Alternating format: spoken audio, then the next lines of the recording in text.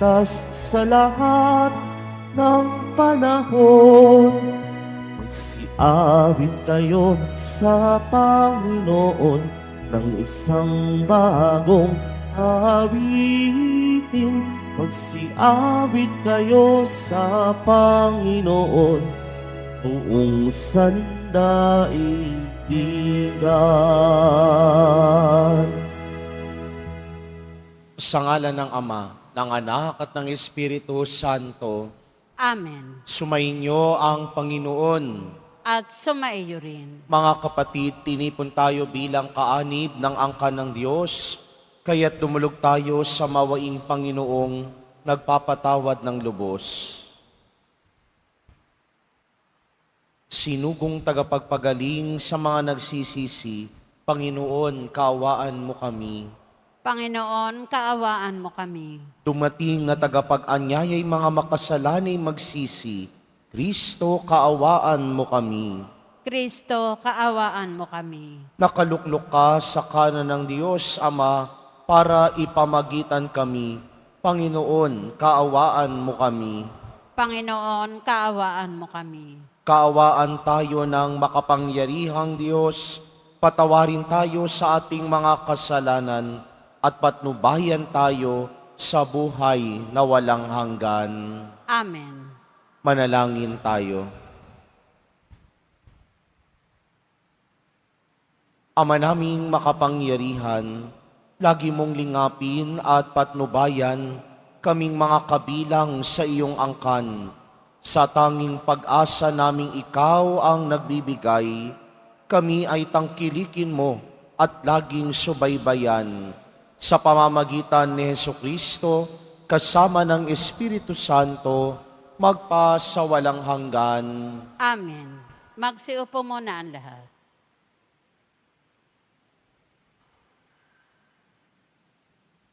Pagbasa mula sa aklat ng Henesis.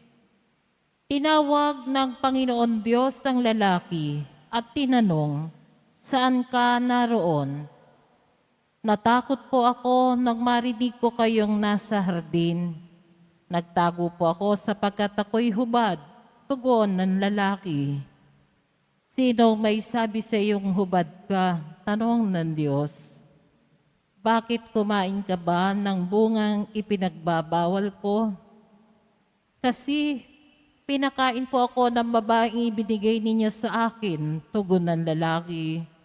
"Bakit mo naman ginawa iyon?" tanong ng Diyos sa babae. "Mangyari po'y nilidlang ako ng ahas, kaya ako natuksong kumain," tugon naman niya. At sinabi ng Panginoon sa ahas, "Sa iyong ginawa'y may parusang dapat na tanging ikaw lang yaong magdaranas. Ikaw ay gagapang ang hatol kong gawad, at alikabok ang pagkaing dapat. Kayo ng babae laging mag-aaway, binhi mo't binhi niya'y laging maglalaban. Ito ang dudurog ng ulo mong iyan, at ang sakong niya'y ikaw ang tutuklaw. Sa babae na may ito ang salaysay. Sa pagbubuntis mo ay mahihirapan, lalo kung sumapit ang iyong pagluluwal. Ang lalaking ito na asawang hirang, susundin mong lagi habang nabubuhay." Hinarap naman ng Diyos si Adan at ganito ang sinabi, "Pagkat nakinig ka sa asawang hirang, nang iyong kainin yaong bungang bawal, sa nangyaring ito ang lupang tanimay aking susumpain magpakailanman. Ang lupaing ito para pag-anihan, pagpapawisan, pagmo habang nabubuhay. Mga damoy tinik ang iyong aanihin, halaman sa gubat ang iyong kakanin, upang pag-anihan ang iyong bukidin. Magpakahirap ka hanggang sa malibing. Yamang sa alubok, doon ka nanggaling, sa lupang alabok ay babalik ka rin." Eva ang tinawag ni Adan sa kanyang asawa, sapagkat ito ang ina ng sangkatauhan. Ang mag-asawa'y binigyan ng Panginoon ng mga damit na yari sa balat ng hayop. Sinabi ng Panginoon, katulad na natin ngayon ang tao, sapagkat alam na niya ang mabuti at masama. Hindi na siya dapat tulutang kumain ng bungang kahoy ng buhay at baka hindi na siya mamatay. Kaya pinalayas sa halamanan ng Eden ang tao upang magbungkal ng lupang kanyang pinagmulan. Pinalayas nga sila ng Diyos at sa dakong silangan ng halamanan ng Eden ay naglagay siya ng bantay na kerubin. Naglagay rin siya ng espadang nagniningas upang hindi malapitan ni numan ang punong kahoy ng buhay. Ang salita ng Diyos. Salamat sa Diyos. Poon, amin kang tahanan, noon, ngayon at kailanman. Poon amin kang tahanan, noon, ngayon at kailanman. Wala pa ang mga bundok, hindi mo pa nilalalang, hindi mo pa nililikha itong buong daigdigan. Ikaw noon ay Diyos na, pagkat ika'y walang hanggan. Poon amin kang tahanan, noon, ngayon at kailanman. Yaong taong nilikha mo'y bumabalik sa alabok, sa lupa ay nagbabalik kapag iyong iniutos. Ang 1,000 mga taon ay parabang isang araw, sa mata mo, Panginoon, isang kisap mana lamang, isang saglit na magdamag na ito'y dumaraan. Poon amin kang tahanan, noon, ngayon at kailanman. Mga tao'y pumapanaw na para mong winawalis, parang damo sa umagang tumubo sa panaginip, parang damong tumutubo na may taglay na bulaklak. Kung gumabi, nalalantat, bulaklak ay nalalagas. Poon amin kang tahanan, noon, ngayon at kailanman. Yamang itong buhay nami maikli lang ng panahon, itanim sa isip namin upang kami ay dumunong, hanggang kailan magtitiis na magdusa, Panginoon, kaming iyong maglingkod na naghihirap sa ngayon. Poon amin kang tahanan, noon, ngayon at kailanman. Magsitayo po ang lahat.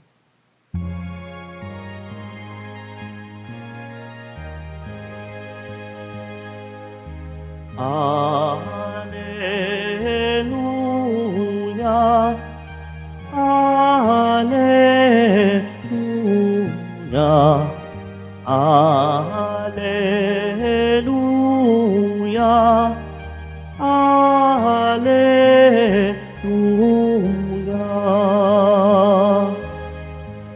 Ang tao ay nabubuhay sa salita ng may kapal na pagkain kanyang bigay. Alleluia, Alleluia, Alleluia,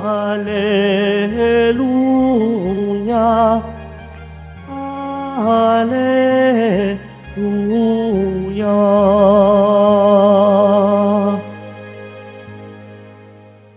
Sumayin niyo ang Panginoon. At sumaiyo rin. Ang mabuting balita ng Panginoon ayon kay San Marcos. Papuri sa iyo, Panginoon. Noong mga araw na iyon, muling nagkatipon ang mga tao. Naubos na nila ang kanilang pagkain, kaya't tinawag ni Jesus ang kanyang mga alagad at sinabi sa kanila, nahahabag ako sa mga taong ito, sapagkat 3 araw na ngayong kasama ko sila at wala na silang makain. Kung pauuwiin ko ng gutom, mahihilo sila sa daan. Galing pa naman sa malayo ang ilan sa kanila. Saan po tayo kukuha ng tinapay dito sa ilang para magkasya sa ganitong karaming tao? Tugon ng mga alagad, Ilan ba ang tinapay ninyo riyan? Tanong ni Jesus. 7 po, sagot nila. Ang mga tao'y pinaupo ni Jesus sa lupa.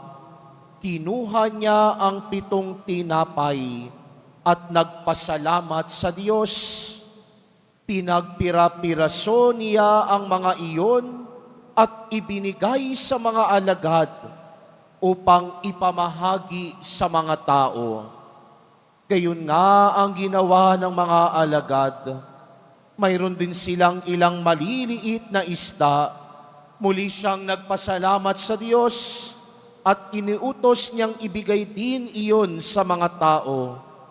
Kumain ang lahat at nabusog, at nang tipunin nila ang mga pira-pirasong tinapay na lumabis, nakapuno sila ng 7 bakol na malalaki, at may 4,000 ang kumain. Pinayaon ni Jesus ang mga tao, saka siya sumakay sa bangka kasama ng kanyang mga alagad at nagtungo sa lupain ng Dalmanuta. Ang mabuting balita ng Panginoon. Pinupuri ka namin, Panginoong Heso Kristo. Magsiupo muna ang lahat. Magandang umaga po sa inyong lahat. Sa Ebanghelyo, narinig natin ang pagpaparami ni Jesus sa 7 tinapay at 5 isda. At katangi-tangi ang mga ginawang gesture o action ni Jesus nang paramihin niya ang tinapay at mga isda.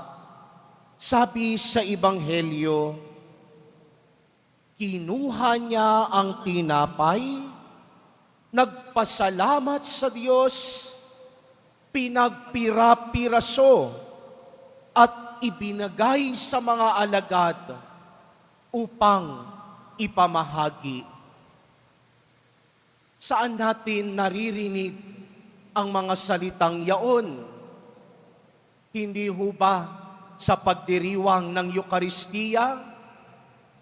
Kinuha ang tinapay, pinasalamatan kaniya, pinaghati-hati niya iyon, at iniabot sa kanyang mga alagad.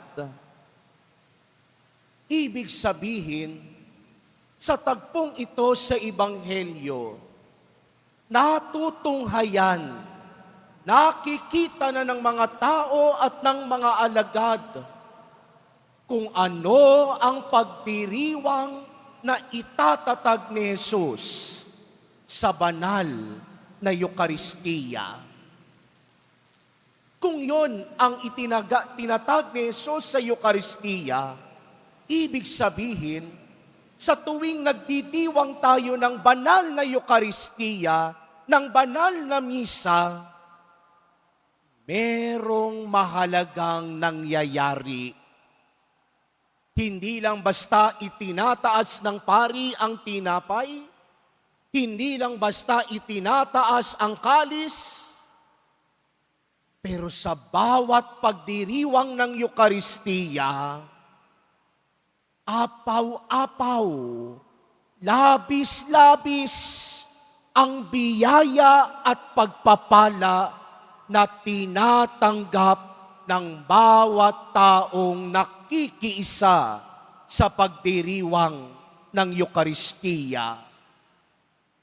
At katangi-tangi rin ang nangyari bago sila pakainin ni Jesus. Sabi sa Ebanghelyo, 3 araw na nilang kasama si Jesus. Bakit ba laging sumusunod sila kay Jesus? Dahil lang ba may para, may makain? Dahil meron bang feeding program si Jesus? Hindi. Ano ba ang unang intensyon ng mga taong sumusunod kay Jesus? Dahil ibig nilang makarinig sa salita at turo ni Jesus.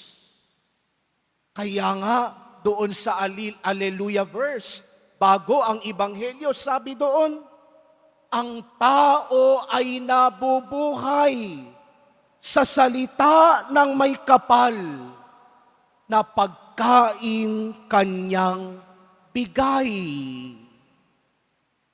Yun din ang lohismo, yun din ang lohikal na ginagamit sa pagdiriwang ng Eukaristiya. Kaya nga ang puso ng pagdiriwang ng banal na misa ay nakikita sa liturhiya ng salita ng Diyos at liturhiya ng Eukaristiya. Dahil ang liturhiya ng salita ng Diyos ay nagtutulay sa atin sa liturhiya ng Eukaristiya. Hindi tayo maaring tumanggap ng Eukaristiya nang hindi lamang tayo nakakatanggap at nakakarinig sa salita ng Diyos. At makikita natin dito, maa-appreciate natin ang dalawang kahalagahan ng bahagi nito sa misa. Ang pagdiriwang ng salita ng Diyos at ang pagdiriwang ng Eukaristiya. Yan ang himalang nangyayari sa tuwing nakikiisa tayo sa pagdiriwang ng banal na misa. Hindi lang tayo binubusog ni Jesus Nazareno sa ating tiyan, pero binubusog din tayo ni Jesus Nazareno sa ating pandinig at puso. At ito sana marahil ang araw-araw nating matanggap at makita sa tuwing nagdidiwang tayo ng Eukaristiya, sa tuwing nagsisimba tayo, sa tuwing pumupunta tayo dito sa dambana ni Jesus Nazareno. Hindi lang binubusog ni Jesus ang ating mga sikmura, bagkus at higit pa, binubusog ni Jesus ang puso at isipan natin. Kaya nga laging merong kasamang misyon ang pagdiriwang ng Eukaristiya. Hindi natatapos sa pakikinig, hindi natatapos sa pagtanggap ng komunyon, pero sa dulo lagi ng misa, sasabihin ng pari, humayo kayo. Go forth. Ibig sabihin, pagkatapos ng misa, magmisyon kayo. Obligasyon, responsibilidad ng taong nakatanggap ang ibahagi rin ito sa ibang tao. Dahil ang Diyos ni minsan hindi naging maramot, tayo lang kung minsan ang ipinagkakait at nagiging makasarili. Pero nakita natin sa karanasan ng maraming tao na sumasama kay Jesus sa Ebanghelyo. Sumusunod sila kay Jesus, hindi lang para makatanggap, hindi lang para mabusog, pero sumusunod sila kay Jesus dahil merong pagnanais din sa kanilang puso na maging Jesus din sa ibang tao. Maging kabahagi ni Jesus sa kanyang misyon na ipahayag ang salita ng Diyos. Kaya sa misang ito, yan ang hihilingin nating grasya. Nawa sa tuwing tayo ay nakikiisa sa pagdiriwang ng Eukaristiya, maging kabahagi rin nawa tayo sa misyon ni Jesus na ipahayag ang salita ng Diyos at busugin ang isipan, puso at sikmura ng kapwa. Tumayo po ang lahat.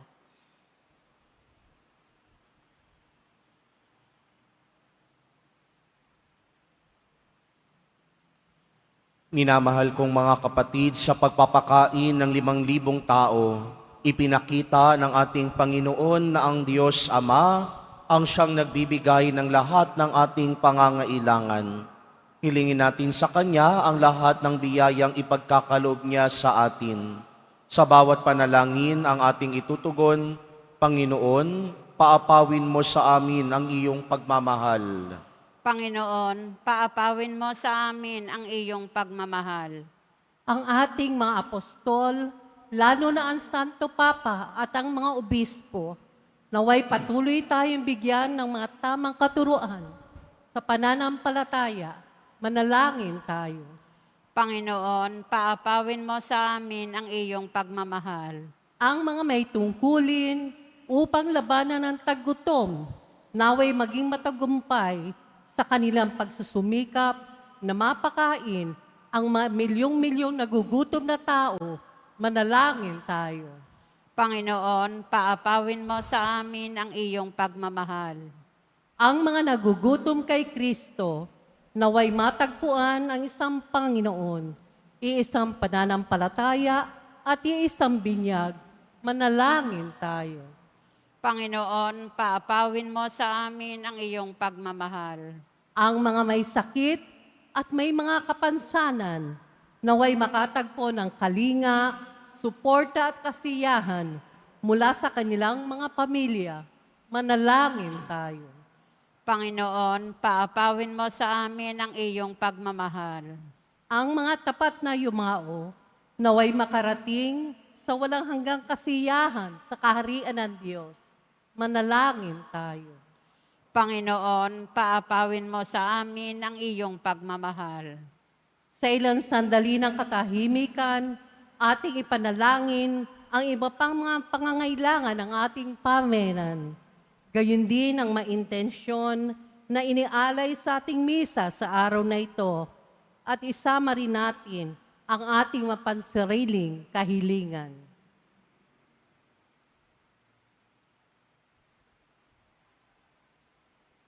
Manalangin tayo.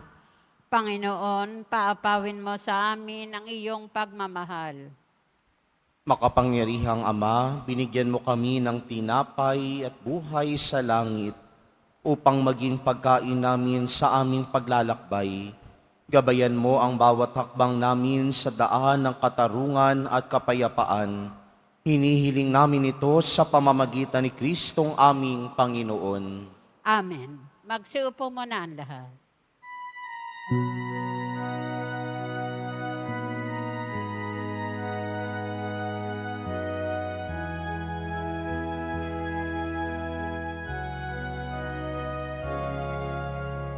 Ang maihahandog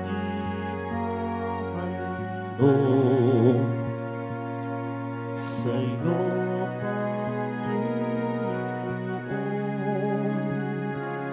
ay tinapay at alak mula sa aming kamay.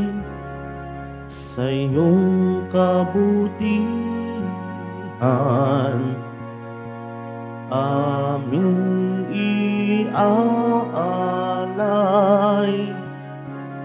ang tinapay at alak sa gisag ng aming buhay.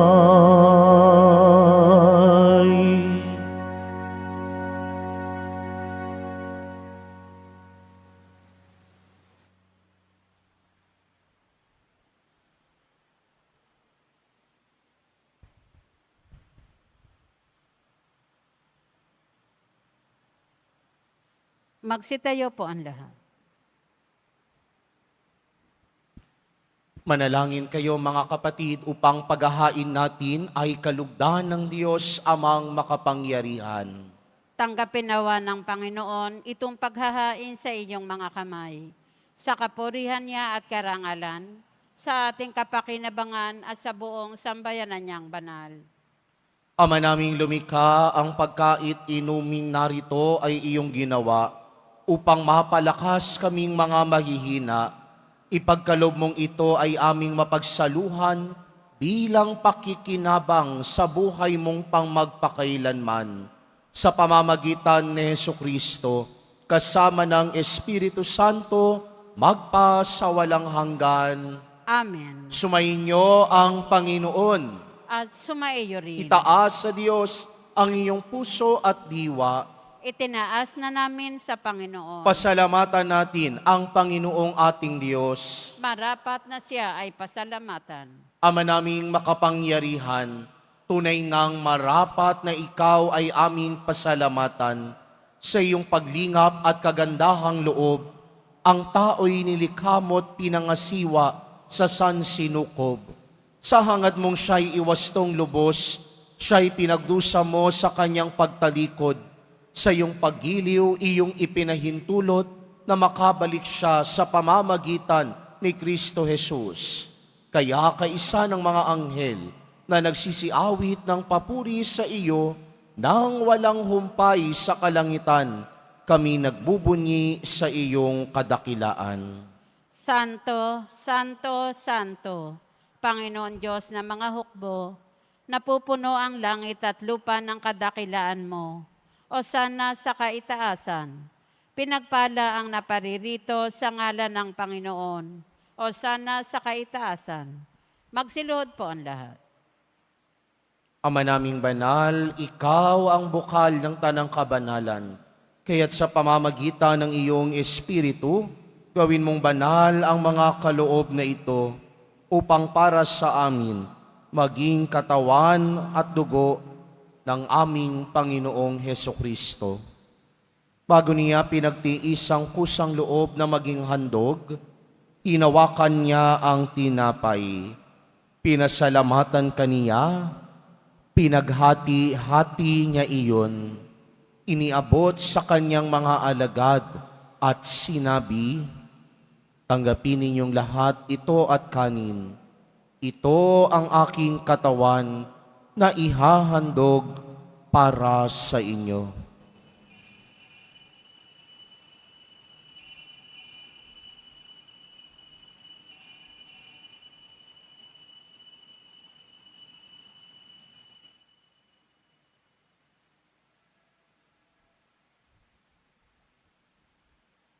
Gayun din naman noong matapos ang hapunan, hinawakan niya ang kalis. Muli kanyang pinasalamatan. Iniabot niya ang kalis sa kanyang mga alagad at sinabi, tanggapin ninyong lahat ito at inumin. Ito ang kalis ng aking dugo, ng bago at walang hanggang tipan. Ang aking dugo na ibubuhos para sa inyo at para sa lahat sa ikapagpapatawad ng mga kasalanan. Gawin ninyo ito sa pag-alala sa akin.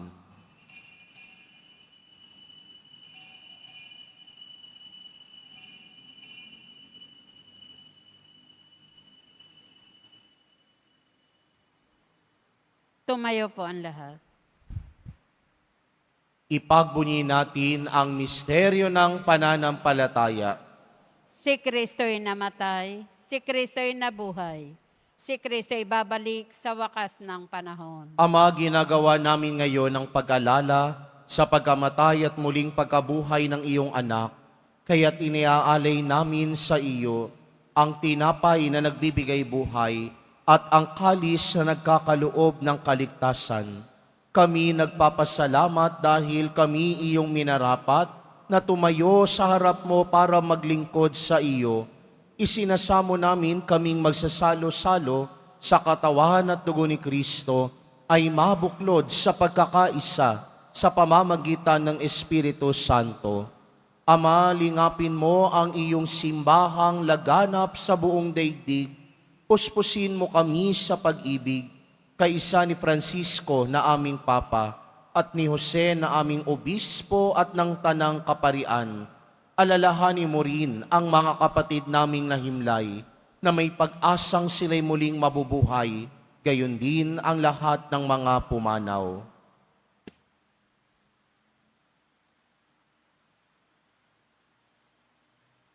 Kawaan mo sila at patuloyin sa iyong kaliwanagan. Kawaan mo at pagindapatin kaming lahat na makasalo sa iyong buhay na walang wakas, kaysa ng mahal na Birheng Maria na ina ng Diyos, ng kabiyak ng puso niyang si San Jose, kaysa ng mga apostol ni San Juan Bautista at ng lahat ng mga banal na namuhay dito sa daigdig ng kalugod-lugod sa iyo, maipagdiwang nawa namin ang pagpupuri sa ikararangal mo sa pamamagitan ng iyong anak na aming Panginoong Hesukristo.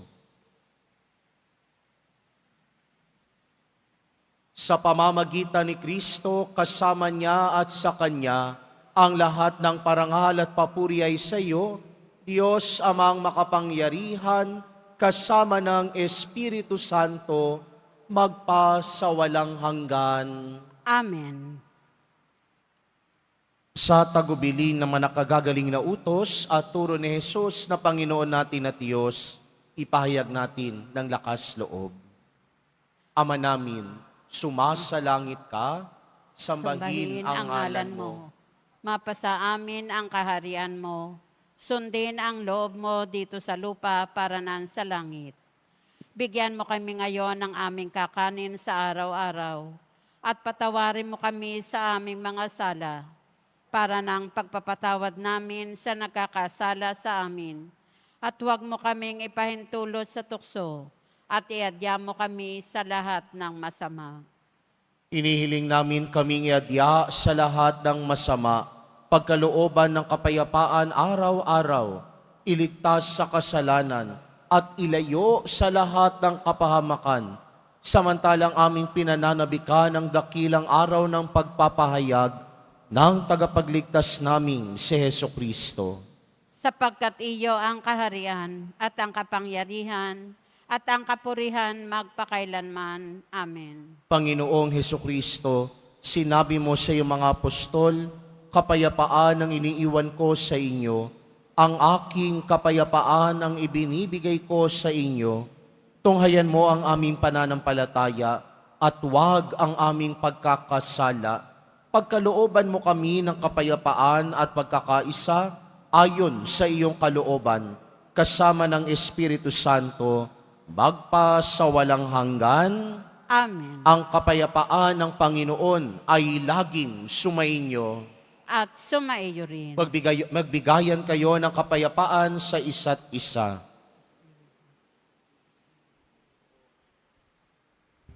Kordero ng Diyos na nag-aalis ng mga kasalanan ng sanlibutan, maawa ka sa amin. Kordero ng Diyos na nag-aalis ng mga kasalanan ng sanlibutan, maawa ka sa amin. Kordero ng Diyos na nag-aalis ng mga kasalanan ng sanlibutan, ipagkaloob mo sa amin ang kapayapaan. Magsiluhod po ang lahat.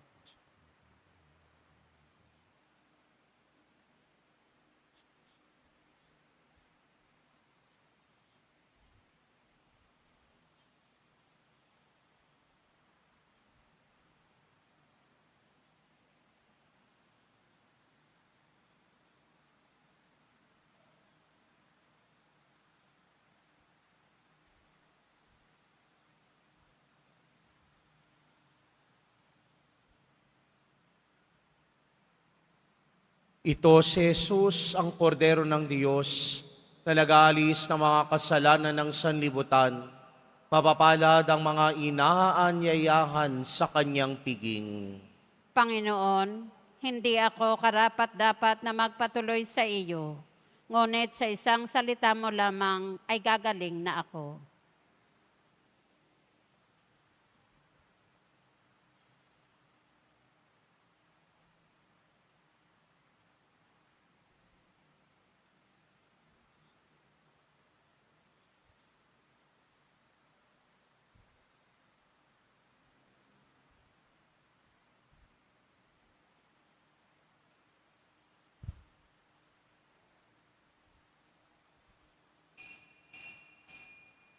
Para sa lahat ng tatanggap ng banal na komunyon, sasagot po tayo ng amen.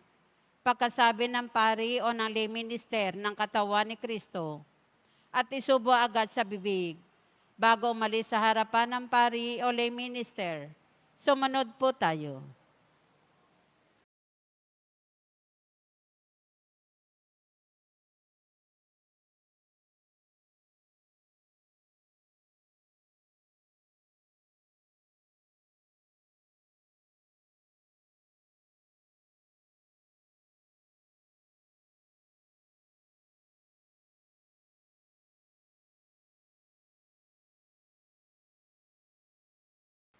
Manalangin tayo.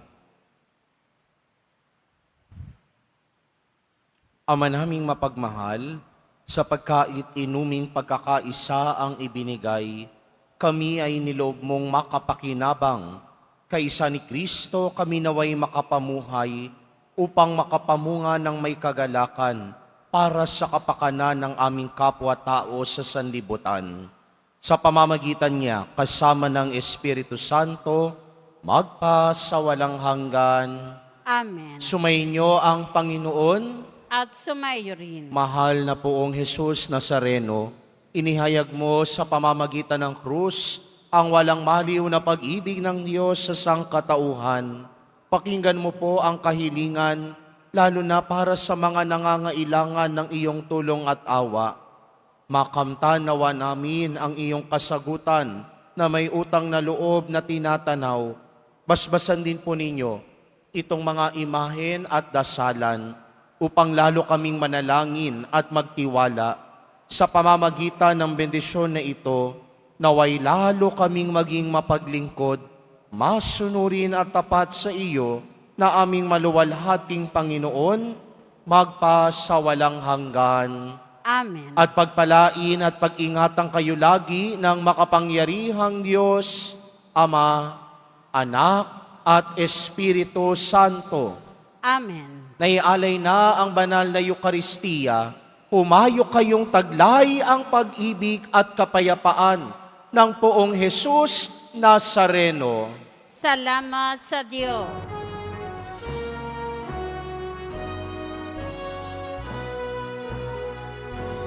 Nuestro Padre Jesus Nazareno, sinasamba ka namin,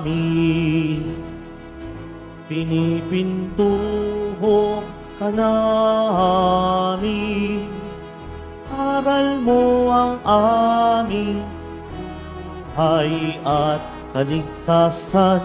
Nuestro Padre Jesus Nazareno, iligtas mo kami sa kasalanan. Ang krus mong pinamatayan ay sagisag ng aming kaligtasan. Nuestro Padre Jesus Nazareno, dinarangal ka namin. Nuestro Padre Jesus Nazareno, nilulwalhati ka namin. Nuestro Padre Jesus Nazareno, dinarangal ka namin. Nuestro Padre Jesus Nazareno, nilulwalhati ka namin.